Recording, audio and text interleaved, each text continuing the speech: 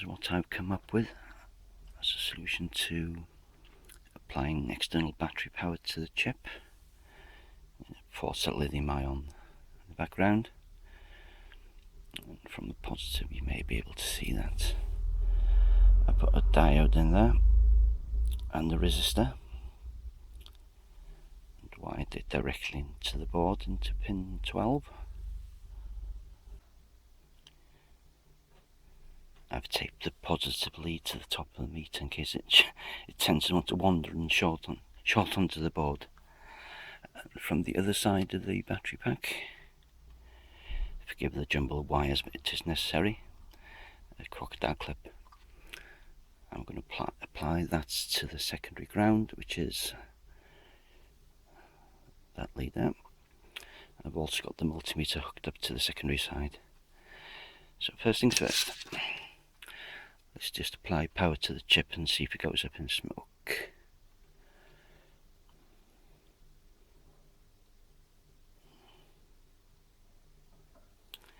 Let's leave that for a short space of time. Okay, nothing's gone poof. Now the brave bit, applying main power to the board. Oh dear. Live pops.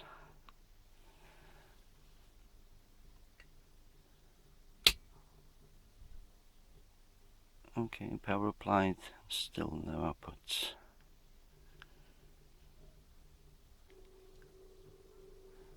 I've connected the battery up to the chip again with the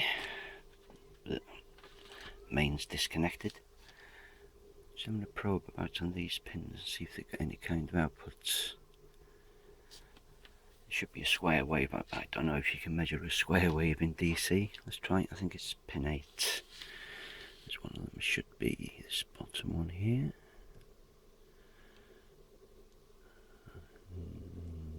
Oh. 1.21. It's not much, is it? I believe it's pin 11.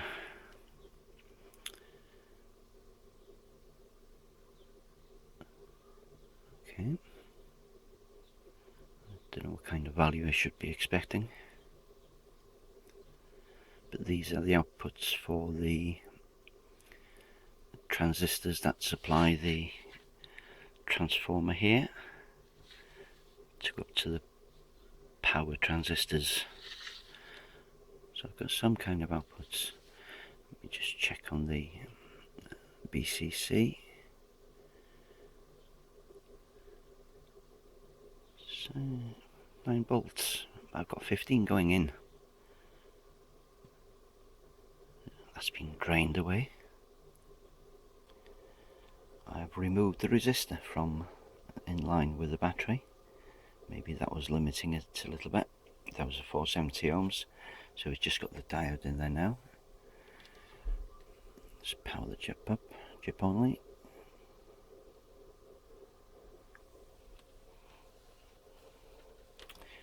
Just go straight to measure BCC again, see if that's dropped to 9 volts still. Ah, no, it's on 15 volts, okay.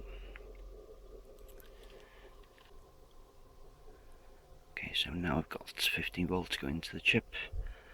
Let's main energize it again.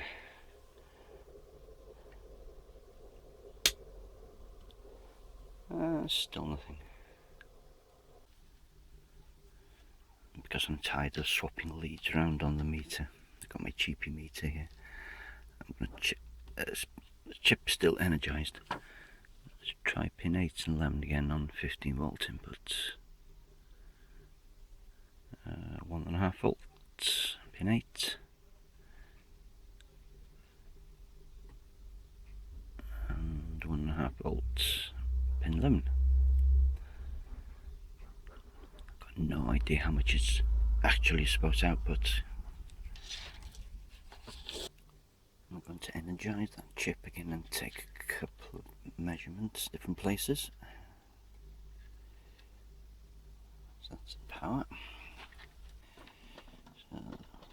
black from this meter secondary ground. Just going to check on the bases of these transistors. I think they're the bottom ones. I'm not expecting us to see anything. Nothing on there. Nothing on there. I'll energise the main board. Do the same test again.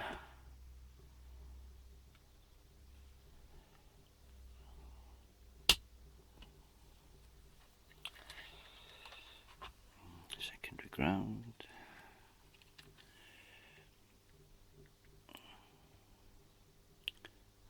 Minus 3 volts. Try and do it without touching the screw as well. 0.23. Oops.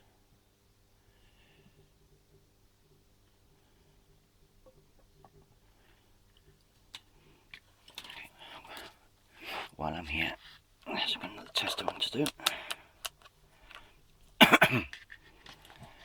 Set that on AC volts.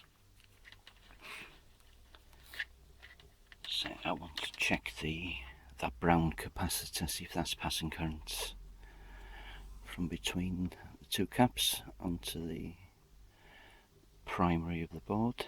Still energized. Not wearing gloves. Take care now.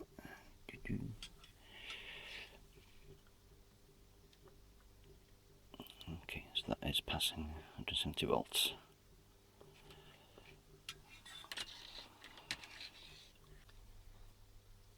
I may be onto something here.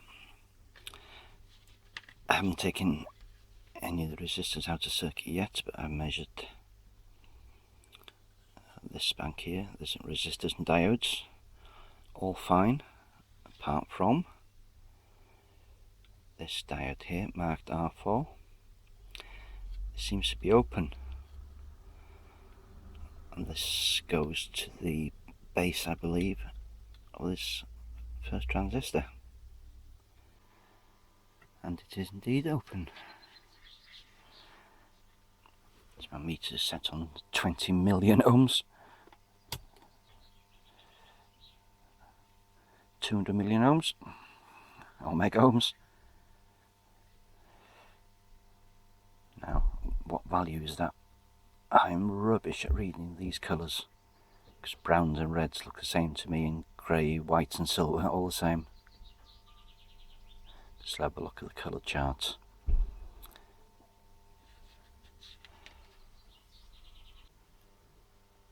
So how do these work? I've got my chart behind me, or in front of me should I say. So what does that look like? Red, black and a gold. Maybe a gold multiplier on the left hand side. Now according to my chart,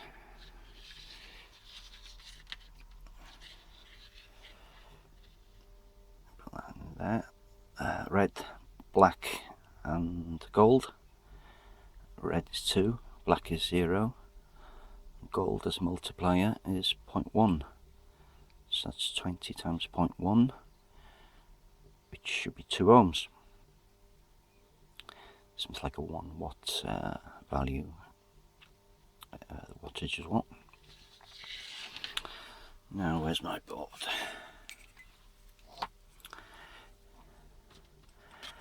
I've got another one with the exact same colouring on there. That measures 183k. Now that's not 2 ohms, but it's good with having other boards. This is the other one I've been working on, with some rust on them.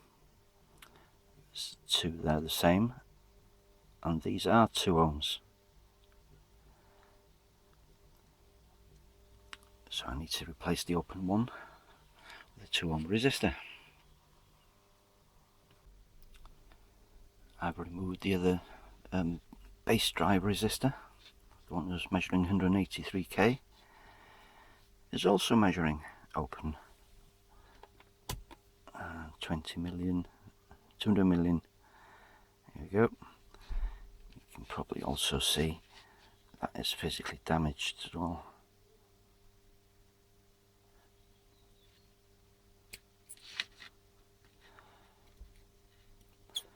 So we have suspects.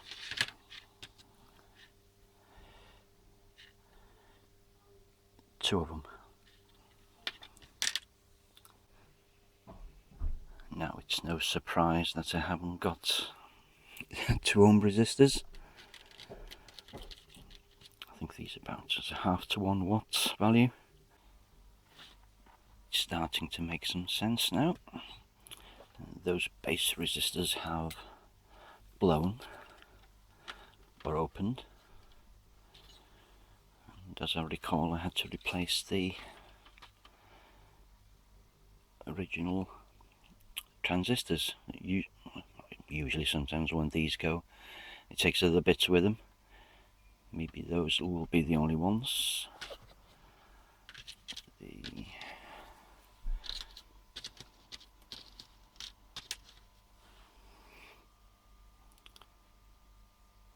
2 of these. I haven't got any of those, so I've improvised. One of those is a 10 ohm resistor, the other's 8. 10 ohm resistors on that side, 5 of those in parallel to make 2 ohm, just over 1 watt. 8 ohms, 4 of those in parallel, again to give me 2 ohm, just on 1 watt. I'll stick these in the board and I'll power up and see what happens. What have I got to lose? A few resistors. Can you see those combinations of resistors in place, or paralleled up? Apply power to the chip as previously, and the meter's reading output, if there is any.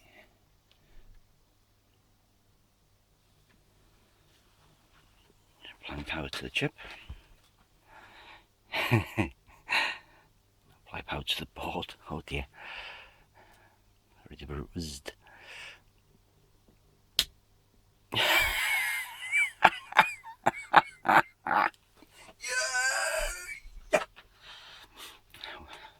Sorry about that. We have some output voltage. That's all it was. This is running off 110 volts mine, so the voltage on that's going to be low. Next step, I'm going to remove the battery power.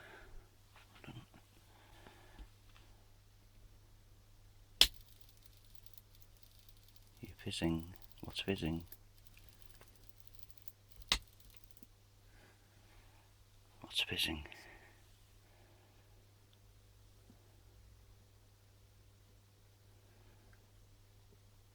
My fingers on the resistors to see if they get hot. That did self-work, didn't it? Oh, it didn't. Until I panicked with the fizzing. Let's try again. Centuries of dust. Something to blow up in the face. I'll hide behind the camera. Oh.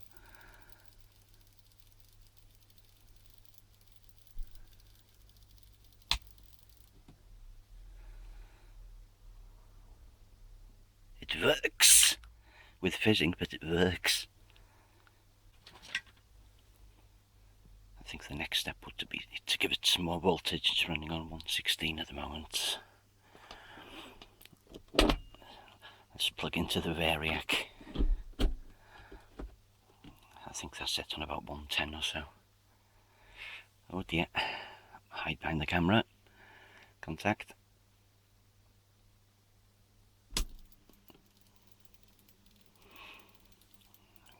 Volts.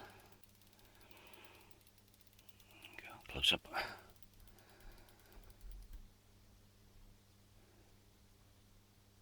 The voltage is a bit high on the output.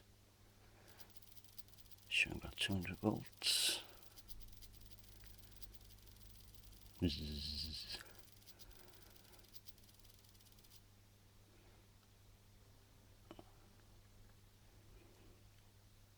There you go, 240 odd. fizzing.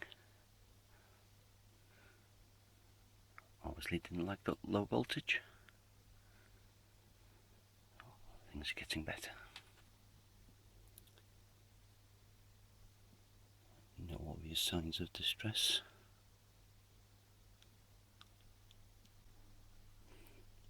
The next step is going to be to put a load across it, but not through the variac, because I've only got a 1 amp fuse in there for testing purposes. I'll have to do it, plug into house mains for that. And seeing as it's getting dark, I don't want to trip out the whole house, so I'll do that tomorrow.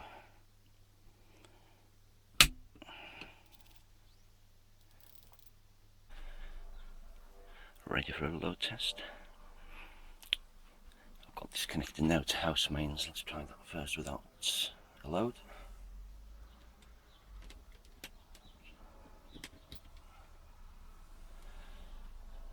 13.8 volts.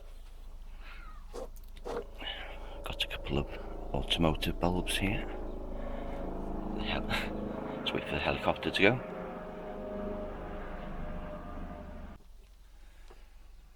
Let's try touching one light bulb. That's about 1.5 amps. Ready?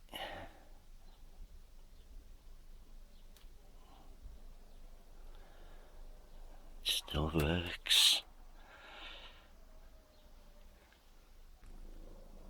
That's too easy for it. Let's go for another one.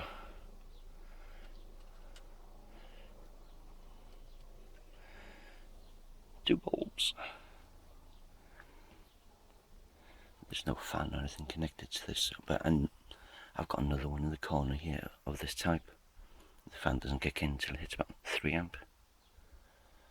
That's about 2.5, that should be fine. Those are the new 2 ohm resistors installed. A lot bigger than the originals. I decided to overrate these. But 2-watt ones instead of 1 watt. But a little bit too big, but as long as they work. So all that was wrong with this one were blown transistors and blown base resistors. Who would have thought that these resistors being open would stop the chip getting any power? Not me. You're looking at these initially and you think everything's connected together, how the hell does this work? But it obviously does. I can now put that back in its chassis. B.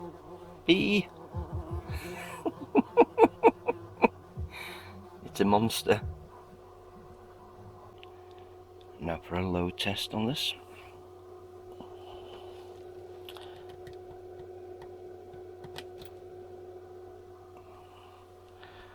Still works. Let's give it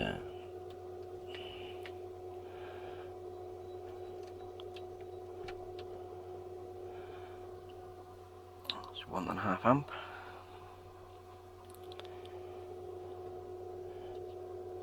Another bulb.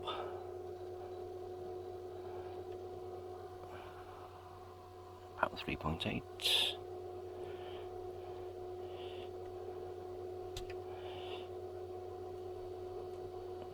About 5.6.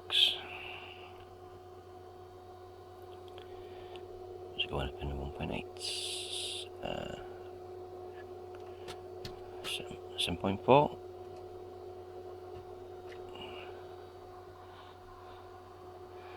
The last one's about 9. Nearly 10 amp. Leave that run for 10 minutes. Do a burn test.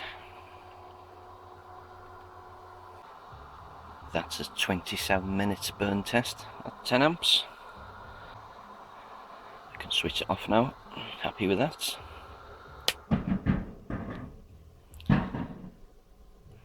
We can finish assembling this and put it in the second hand pile. Would I consider doing this for a living? Only if I wanted to work for 3p an hour. And if that's been excruciatingly painful for you, or useful in any way, feel free, give me a thumbs up, and remember the kebab.